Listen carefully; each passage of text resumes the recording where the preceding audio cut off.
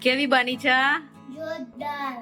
નમસ્તે મિત્રો, રોની રેસીપી બ્લોગમાં સ્વાગત છે તમારું. તો આજે આપણે બનાવીશું મેદાની એકદમ મઠરી પૂરી, જે તમે ક્યારે જોઈ પણ નહીં હોય અને બનાવી પણ નહીં હોય.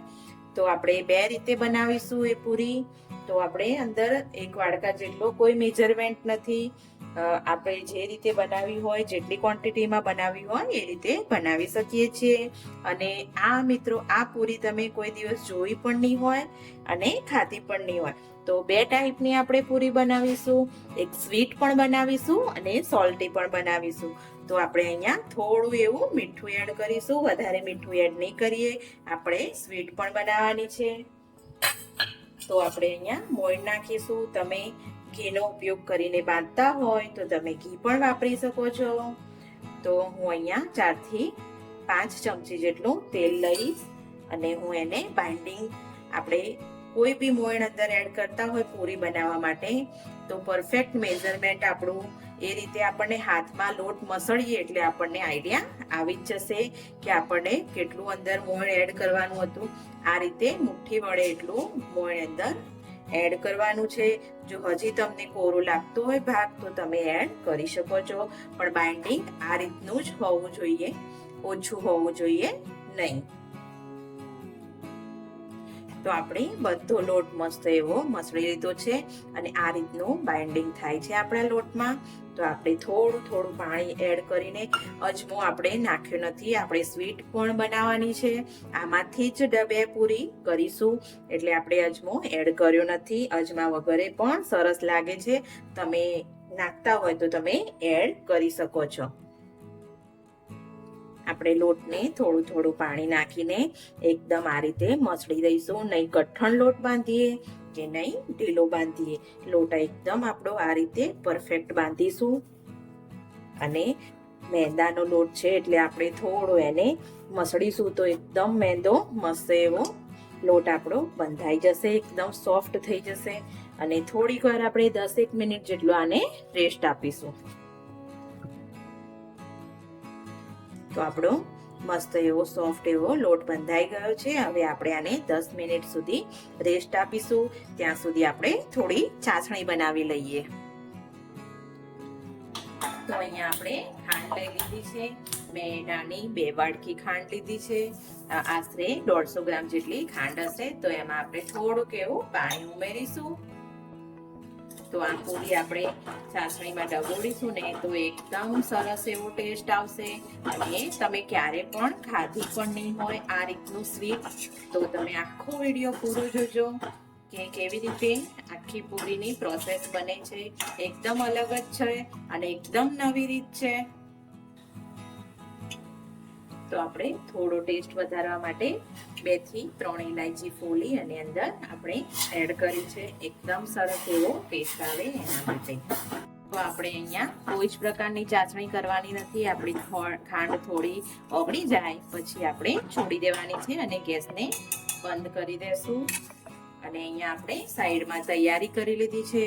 આપણે મેદાનો લોટ 1 ચમચી લઈ લીધો છે. તો વચ્ચે આપણે પૂરીને લગાવવા માટે આપણું એક રીતનું સ્ટફિંગ બનાવીશું. તો અહીંયા મેં 2 ચમચી જેટલું તેલ લીધું છે અને આ રીતે લોટ અને તેલ બંને મિક્સ કરીશું. તો જો તમે ઘીનો ઉપયોગ કરતા હોય તો તમે એ પણ કરી શકો છો. તો આ રીતે એમાં લગાવવા માટેનું આપણે બાઇન્ડિંગ બનાવી દઈશું. થોડું તેલ આપણે હજી એડ કરીશું. તો આ રીતે આપણે બનાવી દેવાનું છે. તો આપણો લોટને જોઈએ આપણે 5 થી 10 મિનિટ સુધી આપણે રેસ્ટ આપ્યો હતો. તો આપણો મસ્ત એવો લોટ એકદમ સોફ્ટ થઈ ગયો છે. તો આ રીતનો લોટ આપણો હોવો જોઈએ. તો આમાંથી આપણે એક નાની સાઈઝનું પહેલા આ રીતનું પૂરી બનાવીએ. પૂરીથી થોડું થોડું એવું મોટું ગુલ્લું લઈ લેશું અને એને આપણે આ રીતે વણીશું.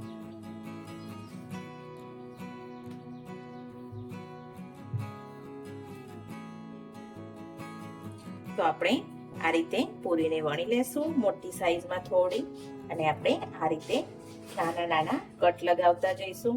અહીંયા આટલો ભાગ છોડી દેવાનો છે અને આ રીતે આપણે કટ લગાવીશું ચાકુની મદદથી. તો આ રીતે આપણે સીધી સ્લાઇસમાં કટ લગાવીશું.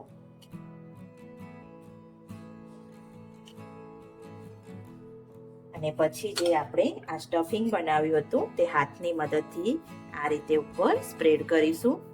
બધી જ આખી પૂરી આપણે જે બનાવી વણી એમાં. તો એકદમ સરસ એવું મસ્ત એવી ડિઝાઇન આનાથી પડશે અને પૂરી એકદમ ક્રિસ્પી થશે. તો આ રીતે ધીમે ધીમે કરીને આ રીતે પડ ઉપર ચડાવવાના રહેશે. આ રીતે આપણે બધા જ પડને આ રીતે આપણે કરી લેશું.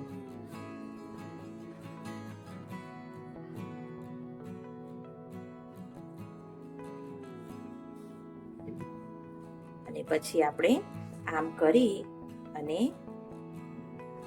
આ ભાગને આપણે નીચે થોડો સ્પ્રેડ કરી દઈશું. ઉપરના ભાગને થોડો એવો ખુલ્લો રાખીશું અને સહેજ વેલણની મદદથી આપણે દબાવી દેશું અને આ રીતે આખી પૂરીને થોડી વણી દેશું. તો અહીંયા આપણે તળીશું એટલે મસ્ત એવો આપણો પૂરીનો આકાર. તો આપણે અહીંયા બધી જ પૂરી એ રીતે આપણે વણી લઈએ. તો આપણે મિત્રો મસ્ત એવી બધી પૂરી વણીને તૈયાર કરી દીધી છે. તો આપણે હવે આને તળીશું. તો આ રીતે આપણે એક કડાઈમાં તેલ લઈ લીધું છે. તો આપણે થોડોક લોટ નાખીને જોઈશું. તો તેલ આપણું આવી ગયું છે. તો બધી પૂરીને ધીમે રહીને આપણે અંદર મૂકીશું.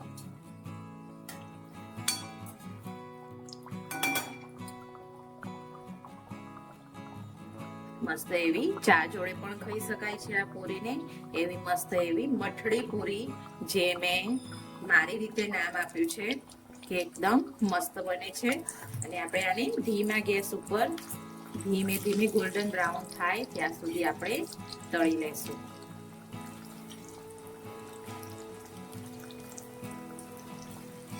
ધીમો ગેસ રાખી અને આપણે તળીશું જેથી રહીને આપણી પૂરી સહેજ પણ એકે બાજુથી કાચી ના રહે.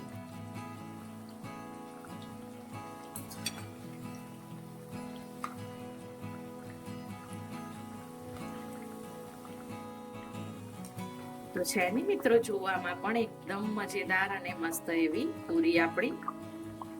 તો આપણે જોઈએ હવે પૂરી એકદમ ગોલ્ડન બ્રાઉન કલરની થઈ ગઈ છે. દેખાય છે ને આપણો આકાર પણ મસ્ત એવો આવ્યો છે અને પૂરી પણ એકદમ જોરદાર લાગી રહી છે. તો આપણે હવે આને બહાર કાઢી લેશું અને એકદમ ક્રિસ્પી પૂરી. તો તમે ક્યારે પણ આ પૂરી ટ્રાય કરી છે તો કમેન્ટમાં મને ચોક્કસથી કહેજો. અને ચેનલમાં નવા હોય તો લાઈક શેર સબસ્ક્રાઇબ કરી દેજો ચેનલને. હવે આને આપણે બહાર કાઢી લઈશું.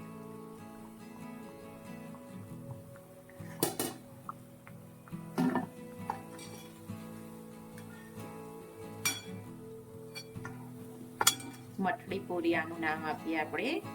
મઠડી પૂરી અને ચા જોડે પણ ખાઈ શકાય છે અને એમને પણ ખાઈ શકાય છે. એ જ રીતે આપણે બીજી બધી પૂરી બસ તળી લેશું. અહીંયા આપણે બધી જ પૂરી તૈયાર કરી લીધી છે. તો લાગે છે ને મસ્ત એવી બધી જ પૂરી ગરમા ગરમ છે. અને જે આપણે સ્વીટ પૂરી બનાવવાની હતી એના માટે આપણે આ રીતે ચાસણી કરીને મૂકી હતી.